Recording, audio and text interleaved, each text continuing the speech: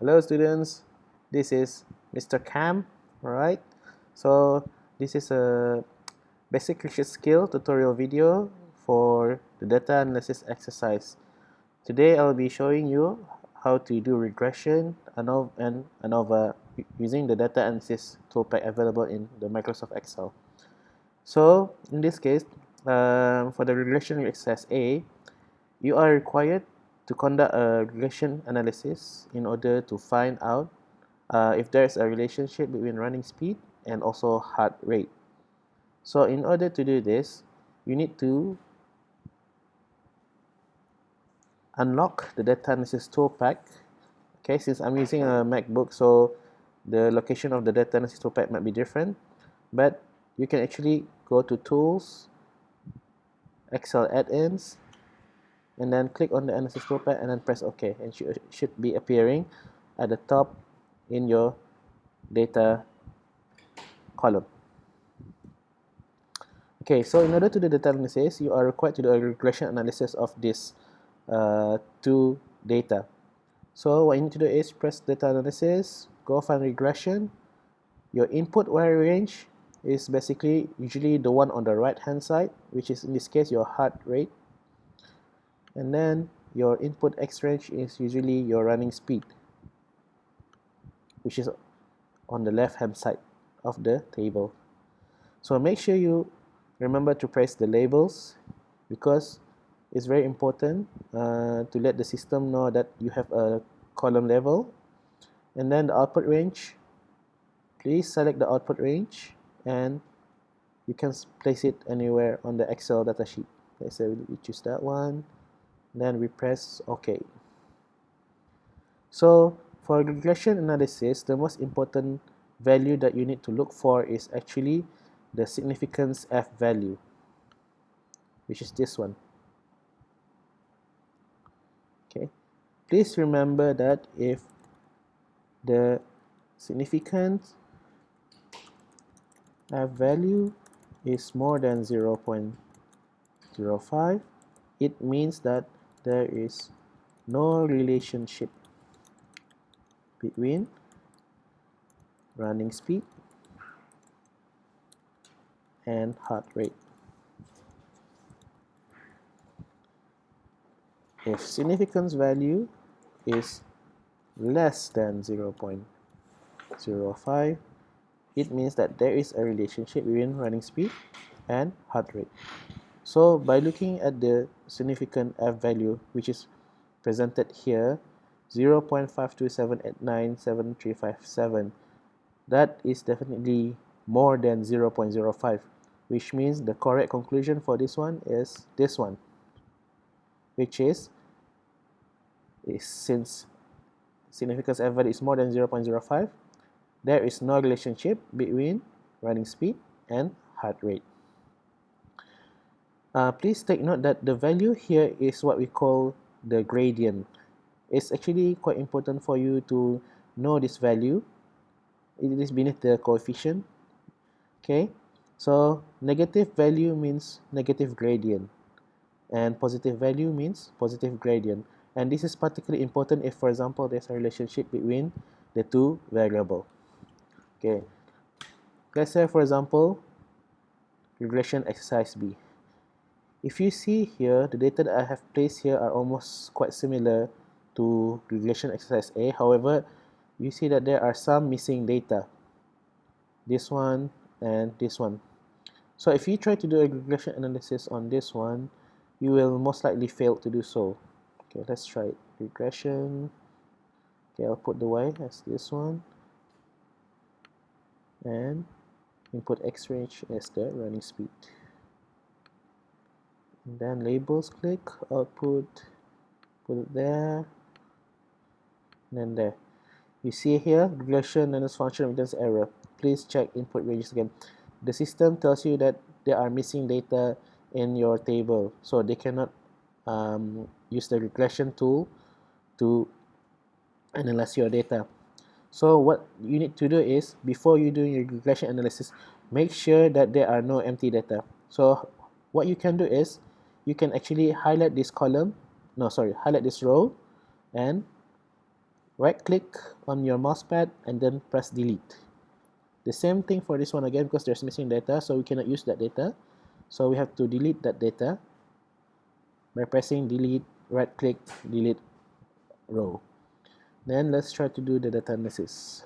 Regression, okay. Then this one. Can press OK.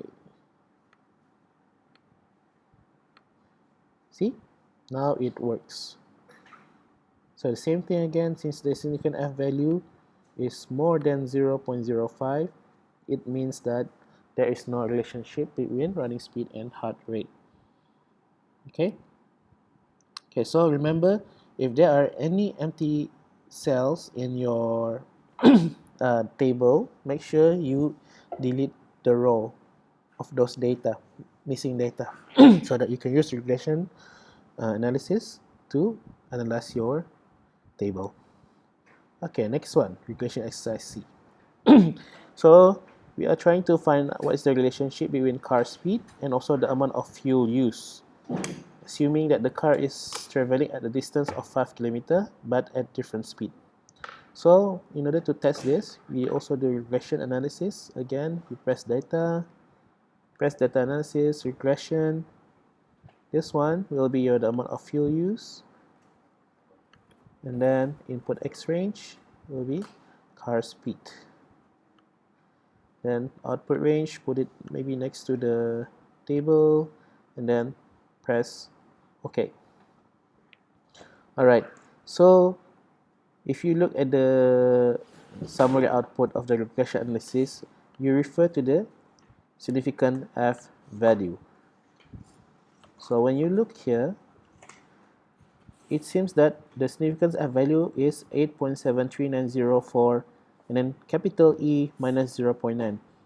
What does that E means? It means that it is actually 8.73904 times 10 to the power of, in this case, minus 9, which actually is a very, very small number. However, some of us are quite confused. We thought it's a big number. So in order to help you to make that into a normal decimal point, what you can do is you right click on that data, go to format cells, okay, press number, and then increase the decimal place so that you can see the number. See?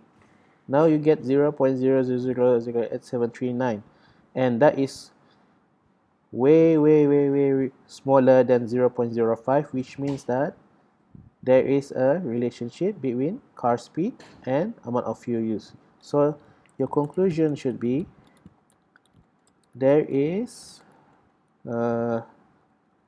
since the significant F value is lower than 0.05, there is a relationship between car speed and amount of fuel use. However, we also want to know whether increased speed means increased fuel use. So how do we know that? So we can actually know the relationship between car speed and amount of fuel use by looking at the coefficient here. You see here, car speed, then coefficient. This is the number that you need to focus on if you want to see if there's a positive relationship between car speed and amount of fuel use, or negative. If it is positive, it means that as you increase the car speed, the amount of fuel use also increase. So positive relationship between car speed and amount of fuel use. Therefore, which is increase car speed will use more fuel. If, for example, the number here is negative, then that means that there is a negative relationship, which means that as you increase the car speed, it will use less fuel. But in this case, it's the other way around. Since it's positive, increase car speed will increase amount of fuel use. Okay, I hope you understand that one. You might need to be able to use and understand this value and this one as well. Okay, let's go to regression exercise D. So this is another example that you can actually see. If you have this kind of data, you need to convert them, you need to transpose them so that you can actually use a proper regression analysis. So what you can do is you control this one and then select here, and then you should paste and then transpose so that the data is arranged like this. The same for this one as well. You need to copy paste them. Copy,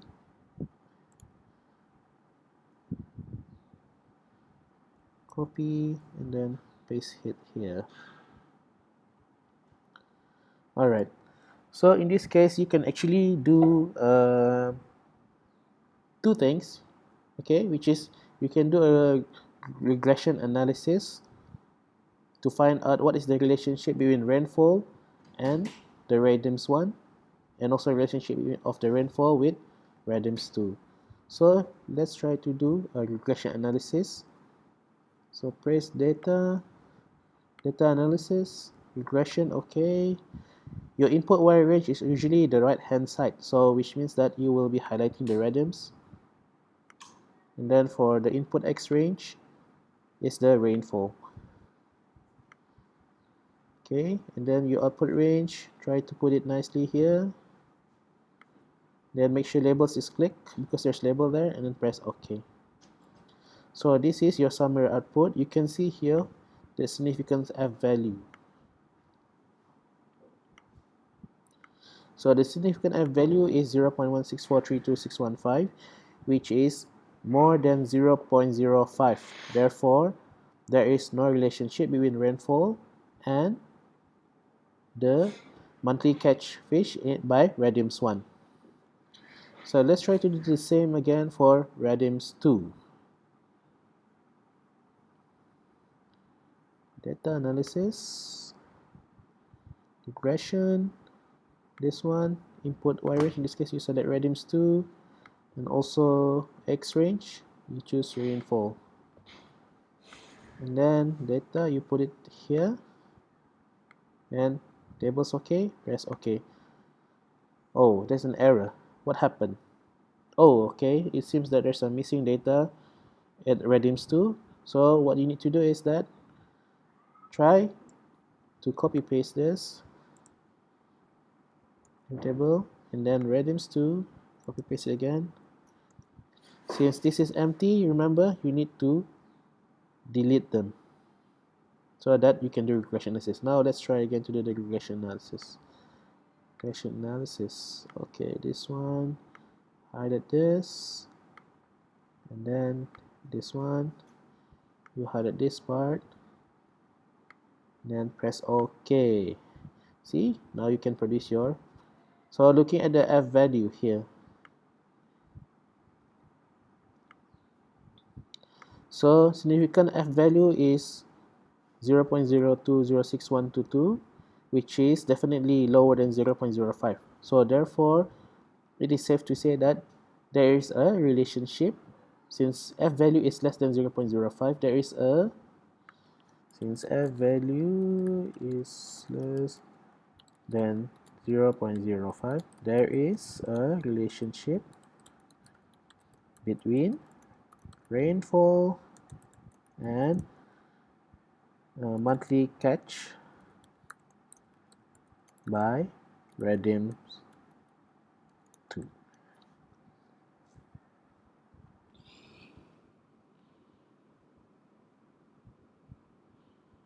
Okay, so this is a negative number, which means that there's a negative gradient.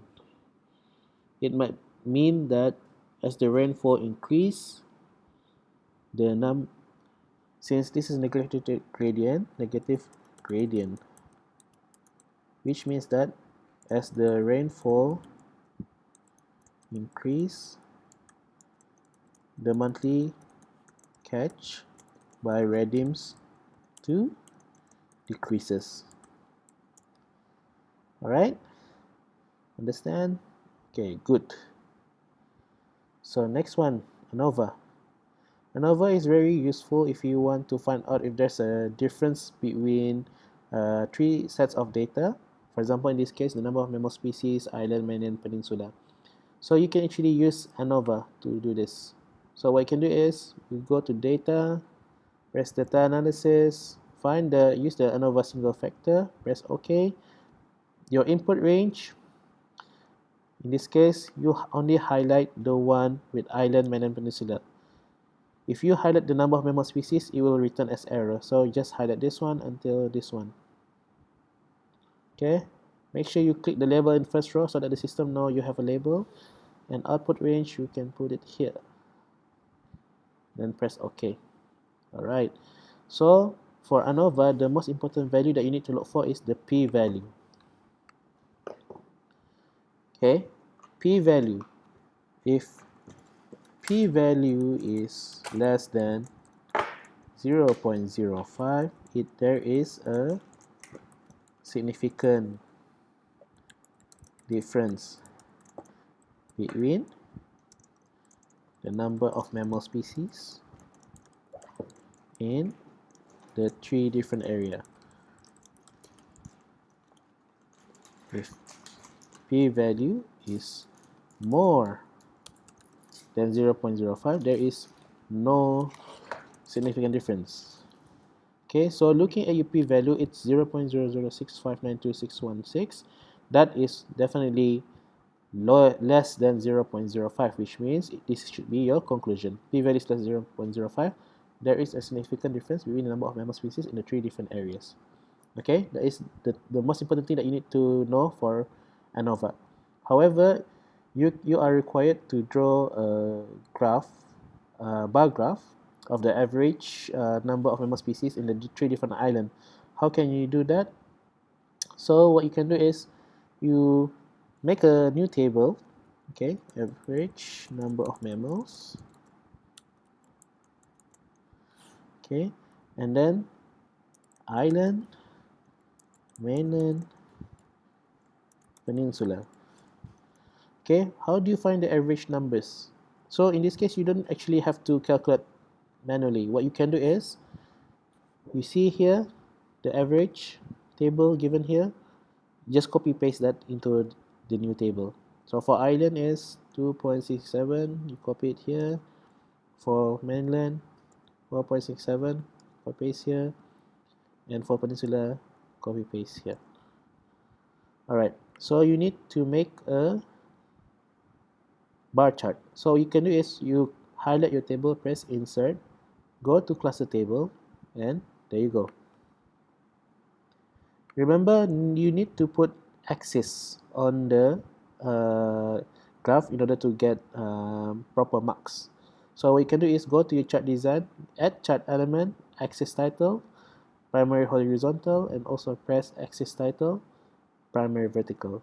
So for your primary vertical, that will be average number of mammal species. Whereas for the axis title for the horizontal axis is areas or regions. Okay, so now you have a nice completely labeled diagram, and that should give you a good mark already, a good full mark for your graph. However, you need to learn how to actually add bar charts to each of these graph. So bar chart, not bar charts, error bars for each of these bar.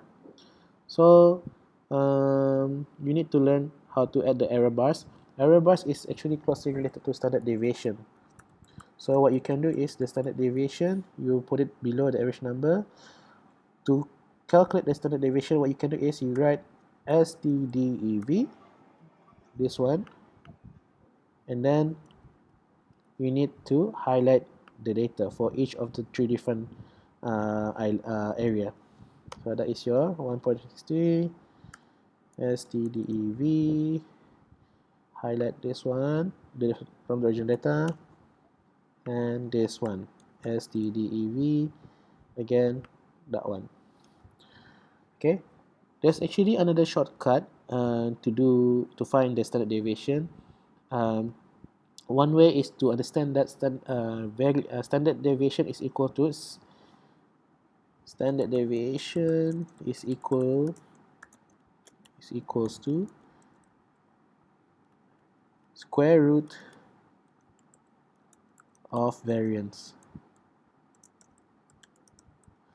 So in this case, if you look here, standard deviation, you can actually use the Excel function square root and then click on the variance here.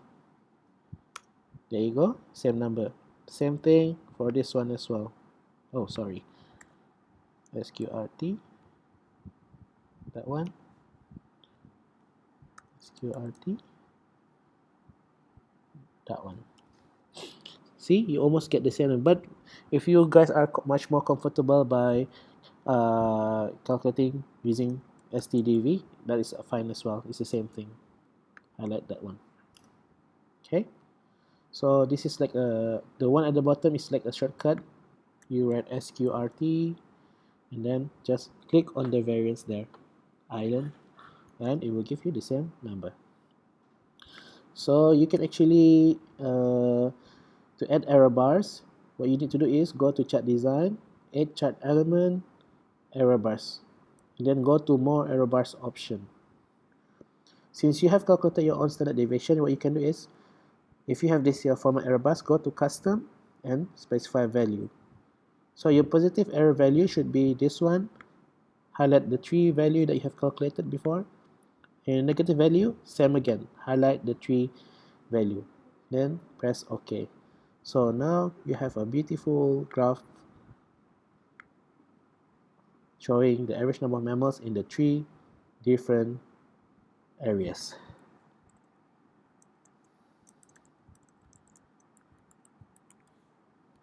Okay, good. Hope you can follow this. And lastly, for task B.